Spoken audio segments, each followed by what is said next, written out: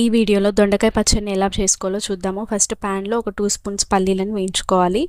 ఆ తర్వాత వీటిని ఒక మిక్సీ జార్లోకి తీసుకోవాలి. నెక్స్ట్ అదే ప్యాన్లో ఆయిల్ వేసుకొని ఒక 7-8 పచ్చిమిర్చి అలాగే ఒక 2 టమాటోస్ని వేసుకొని మగ్గిన తర్వాత స్టవ్ ఆఫ్ చేసుకోవాలి. అవి చల్లారాక మిక్సీ జార్లోకి వేసుకోవాలి.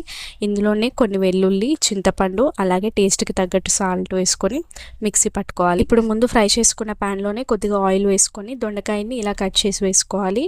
ఒక 15 మినిట్స్ మీడియం ఫ్లేమ్లోనే ఫ్రై చేసుకోవాలి. ఇలా కొంచెం ఫ్రై అయ్యాక చల్లారబెట్టుకోవాలి. చల్లారిన తర్వాత మిక్సీ జార్లోకి తీసుకొని అలాగే కొంచెం కొత్తిమీర వేసుకొని మిక్సీ పట్టుకోవాలి. ఇప్పుడు దీన్ని తాలింపు వేసుకోవాలి.